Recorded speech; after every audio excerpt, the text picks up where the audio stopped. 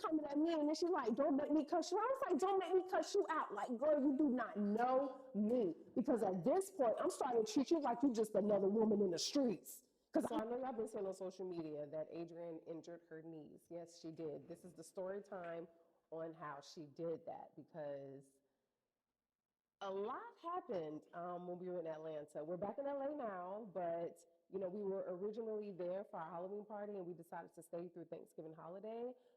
Won't do that again. Adrian was in my mom's backyard gardening, I was inside, I think getting a pot of water or something. So I'm in the backyard, minding my business, and I hear some ruckus. Now, keep in mind, her mother lives in the country, about 45 minutes to an hour outside of Atlanta, in the woods. All we saw was deers, crows. You never hear people.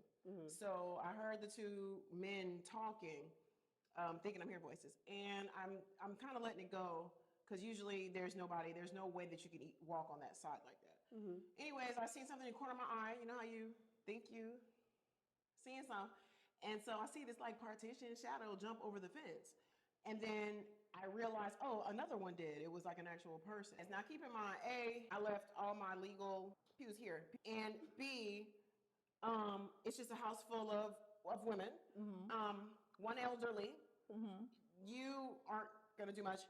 And me. So I'm a fighter. Okay. So autism basically kicked in. And I start chasing them away, because it starts to look like he's coming towards the backyard to come to the gate, I guess trying to explain himself. It's like that Georgia red clay mud. And I'm in Nike slides. I run, I take off, I slip and fall.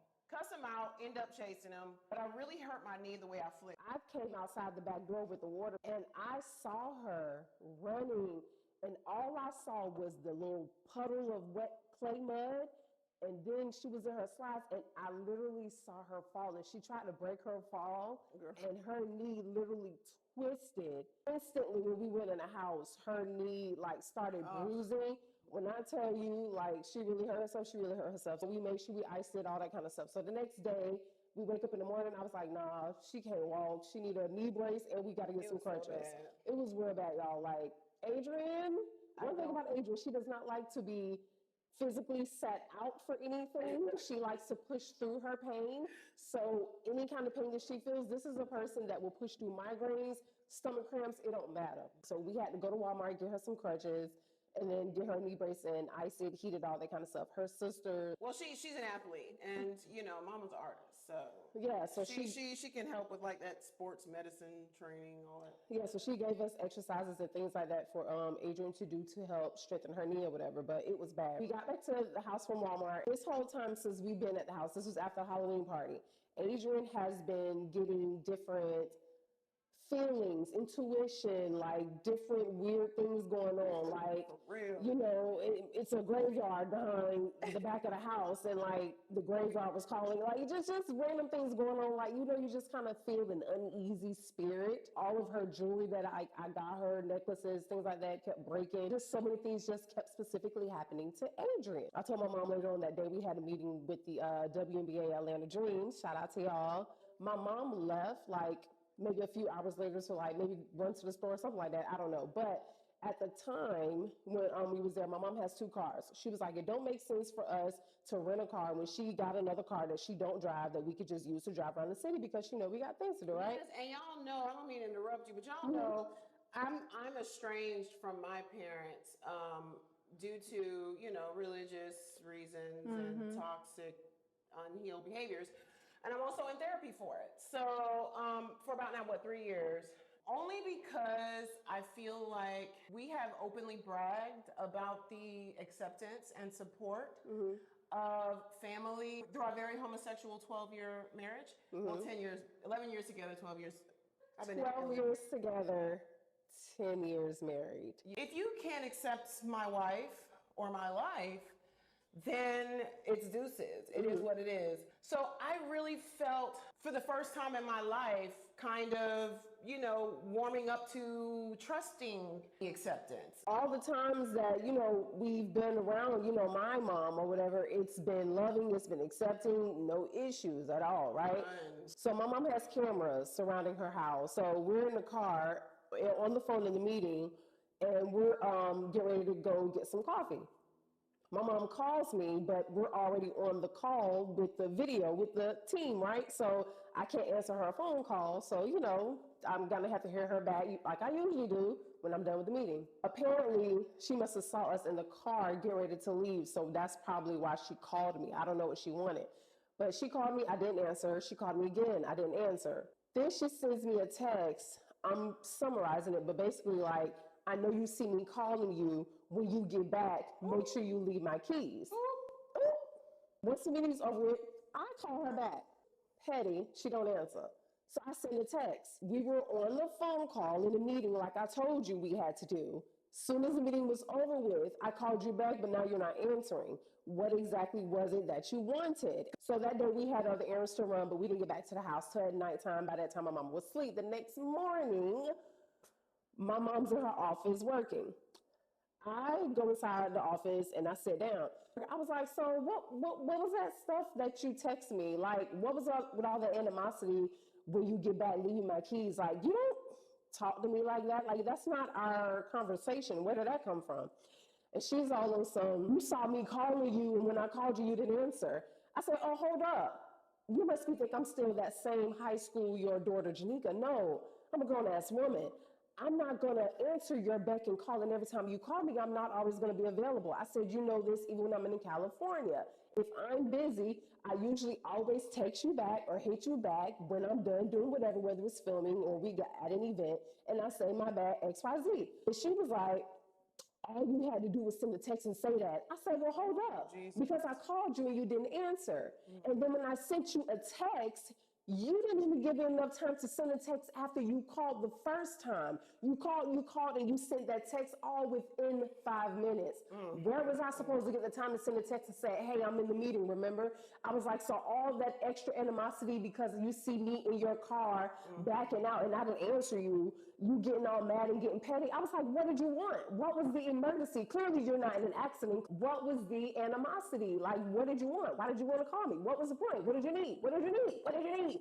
She had nothing to say because she really didn't need nothing. She just trying to block or whatever that is. So I was like, noted. Told Adrian everything. Adrian was like, ooh, child. She was like, I'm trying to tell you, boo, I've been getting these feelings.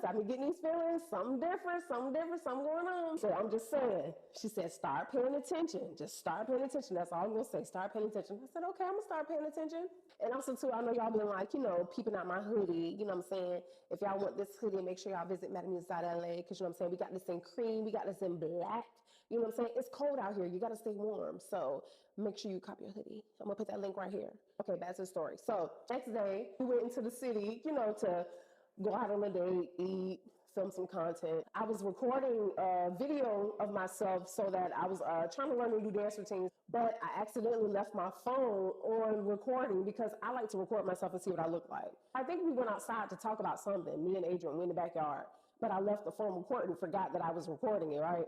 So I go back inside, and I was like, oh, shoot, I left the phone on.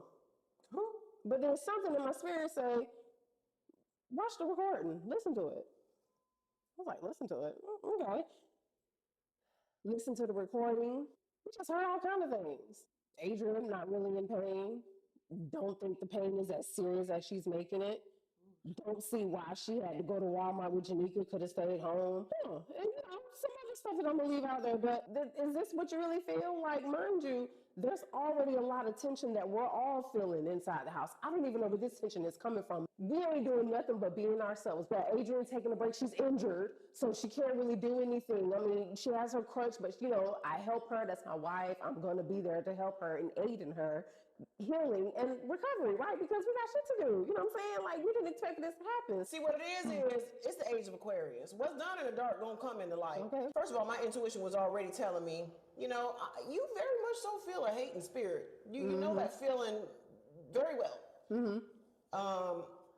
But I just wasn't ready to not necessarily come to you with it.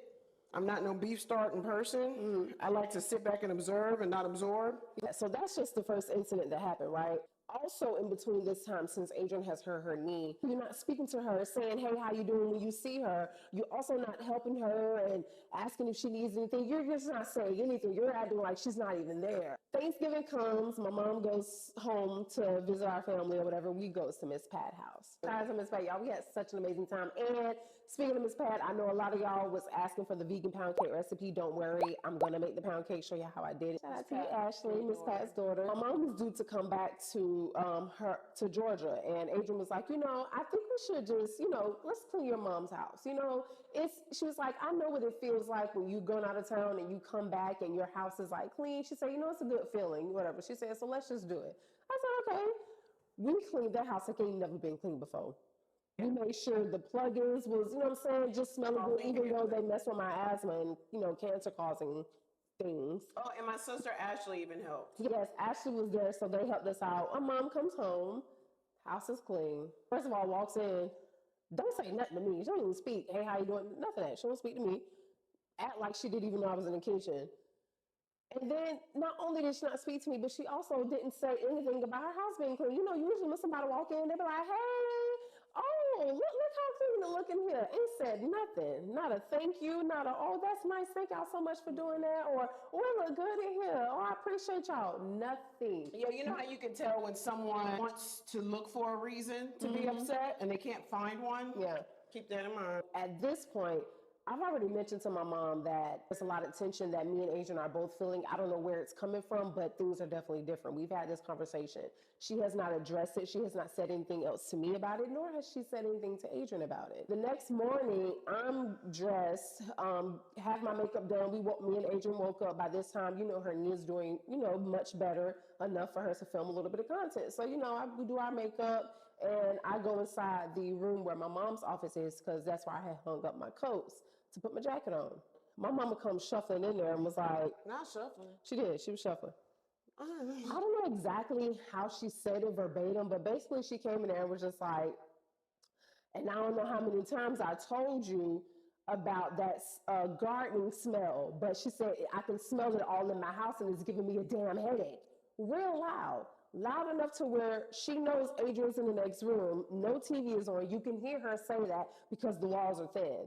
And I'm putting on my jacket and I'm just like, what did you say? And then she said it again and I was like, you act like Adrian is doing that inside of your house. She's very respectful, make sure she airs out, and then she comes inside. And I was like, no one is trying to disrespect your house. I was like, but all this extra animosity that you got going on coming from me like that is unnecessary. I don't know what side of the bed you woke up on, but you need to chill out. Exactly how I'm talking to her, right? Because at this point, I'm fed up. Too many different things have been happening. Too much disrespect has been happening, not only to me, but to my wife. And we are not doing nothing. Just being gay and happy. That's it. My mama snapped back and said, this my damn house, and I can say whatever I want to say, and if I said it's giving me a damn headache, it's giving me a damn headache. Basically been waiting to say. Yes, right. So now mind you, I can't smell or taste. I lost my sense of taste and smell like over 8 years ago, well before COVID. So I don't know what it smells like, but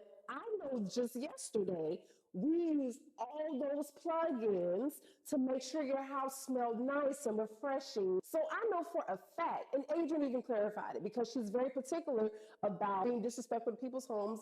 Everybody might not like that, participate in that, which is cool, which is fine. But she's also respectful, and it did not smell like that at all. And I said, now what we're not going to do is act like Adrian is causing an issue when you don't smell anything, and that's not even an issue, when really you got other issues with us that you feeling all uneasy about. You just looking for a reason to say something. Yes, because you lack communication skills and emotional maturity. Yes, like we get loud, we going back and forth, because I'm like, I also have an older brother, like, you used to call me and complain about him and that smell in your house all the time. What you're not going to do is try to act all brand new and like Adrian is being disrespectful to your home and actually walking around and, you know what I'm saying? Talk about, well, it's close to my evidence. I said, okay. That's one thing for it to be close to your evidence and you can still smell it. It's a way that you approach people when you have an issue or a problem just to let them know because mind you, we talked about this already. You even joked about it and Adrian has said that if you smell it, you know, I'm making sure that I'm doing extra packaging, all of that to make sure that, you know what I'm saying, I don't want to bring that smell around your house. I'm trying to be very respectful. My mom was like, it's cool, it's fine. Every day that we stay there, she's yelling on the phone to her friends very loudly. Yeah, talking about my brother. Talking about him. Yeah. So we going back and forth, we get loud. This is my damn house and I can feel how I want to feel. I was like, yeah, you're right, you can, but it's the way that you come at people. I was like, you're trying to make it an issue when it's not an issue. And then she tried to backpedal what she was saying and be like, no, that's not what I'm trying to say. No. Because you walked in here with an attitude already with the way you came at me. You cussing at me. I can't smell. I don't know what it smells like, but I also know it don't smell like that. And you still walked in here and did not thank nobody for cleaning your damn house. And you coming at me and then she's like, don't make me cuss you out. I was like, don't make me cuss you out. Like, girl, you do not know me. Because at this point, I'm starting to treat you like you're just another woman in the streets. Because I don't know who this woman is, but it ain't my mama. I don't know who this new woman is or who you don't talk to. But enough is enough because I have been quiet. Adrian has been patient and putting up with so much disrespect from me. I definitely talked to you about it.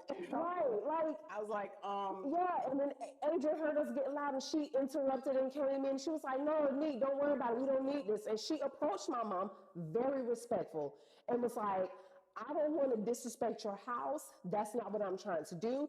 If you had an issue with me and the way that it smells on her, you could have came to me. I'm an adult. I have communication skills. You could have addressed me with it, which is true. I don't even do that.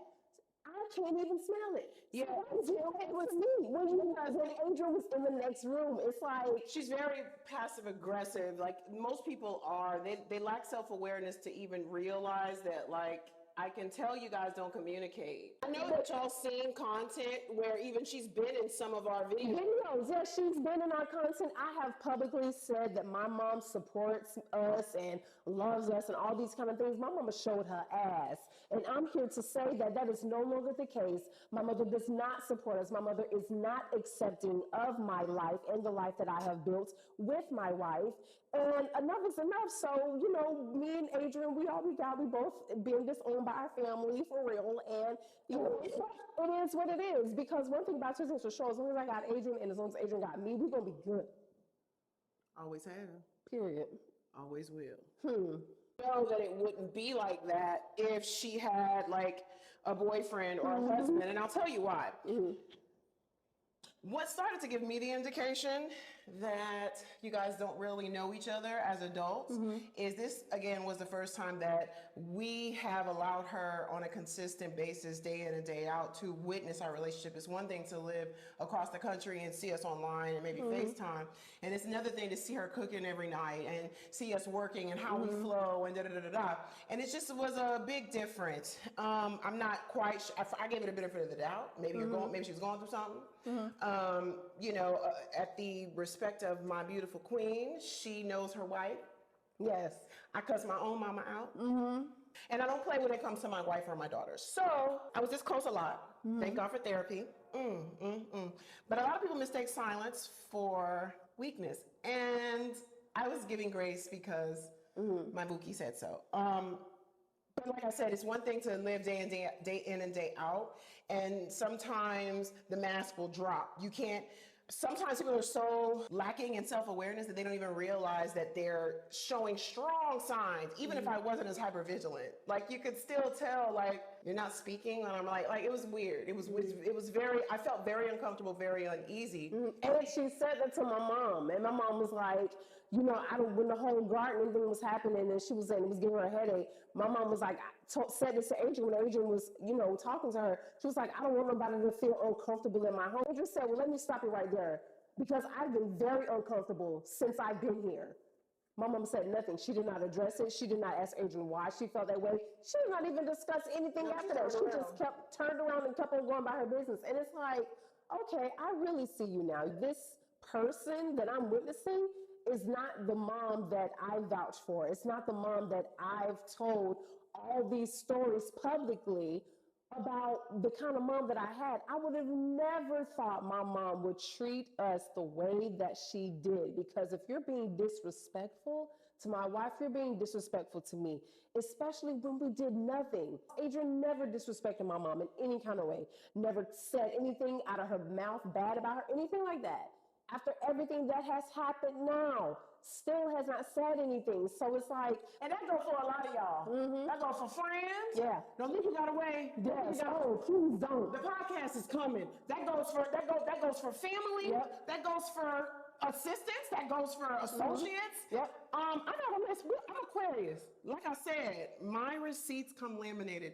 Please leave us alone. We ended up leaving. We packed up all of our stuff. We left and we went to a hotel because we were just staying there with you just because, you know, you're family. You accept us. You love us, you know? This time was just so different. It was just a horrible experience. I've never had any situations where my mom acted the way that she did. It was almost the end of our trip, and we was like, you know what, let's just enjoy this time that we're going to be here. And also, too, I know y'all been like, you know, peeping out my hoodie, you know what I'm saying? If y'all want this hoodie, make sure y'all visit MadameMuse.LA, because you know what I'm saying, we got this in cream, we got this in black, you know what I'm saying? It's cold out here, you got to stay warm, so make sure you cop your hoodie. I'm going to put that link right here. Okay, back to the story. So, we're in the hotel, in the suite, and so, you know, while my mom was gone, you know, I was doing things for her here and there, whatever. And in exchange, she was like, you know, for your time, you know, give you some money, right? Okay. Little chump change, little chump change. We're chilling. Cool, right? Okay. So we at the hotel. Now, Adrian telling me, she was like, baby, I'm going to tell you this right now. Don't even waste your time. You're not getting that money. So just, you know, let it be what it be. I was like, oh, no, I'm going to get my money. Because I don't play about that. I don't play about my time. And if I'm spending my time doing something and I'm supposed to get something in exchange for that, best believe we need to make that exchange. Because if not, we're going to have some issues. The day came, 8 o'clock came, 9 o'clock came, 10. Okay, let me send the text. Did you send the money already? Reply. No, I didn't. And I told you that I wasn't going to do it. Okay, I said, Adrian, I'm just gonna let you know I'm about to call my mom because she said she's not gonna give me my money, and I'm just about to call her because we're not gonna do this. It's not gonna turn into this. We're not about to do this, right? And he was like, oh my God, babe, don't worry about it. We don't need to, just don't make it a big deal. I was like, no. I'm about to call my mom, I'm about to get on the phone. I FaceTime her just so she could see my face. Very calm. I didn't raise my voice. I was very gentle. She answers the phone. Can I help you? Oh, you feel yourself. Did you see the money? I said no, and I told you in the text that I wasn't going to. Boop, boop, boop, boop, boop. Okay. I spent time doing those things for you. And in exchange for the time that I spent, that I couldn't spend time doing things for myself and my life, the exchange was, you know, you send me money. I get money in exchange for that. I'm going to say this calmly. I made sure to do the actual measures and the things that needed to be in place to make sure that I have receipts so that I can get my money. So if you keep playing with me, I'm going to have to pull the receipts out. And if I do pull those receipts out, that's going to harm you. And I don't want to do that. Oh my God, I don't know this, Janika. I didn't know this side of Janika. I was flabbergasted. That's what I'm saying, because it was too much to happen. It was too much to happen, y'all. And so, you know, after I said what I said, and I said that, she was like, okay. You see her getting all upset. Yeah, that neck wasn't rolling no more. Oh. Pat down. Oh. Yeah, it wasn't rolling no more. You weren't feeling yourself no more, was you? Yeah, I humbled you real quick. Send me my money. You got 30 minutes. Hung up the phone. About maybe 15, 20 minutes later, probably long enough for her to make a phone call to someone, one of her friends maybe. You know, she calls me back and says, you know,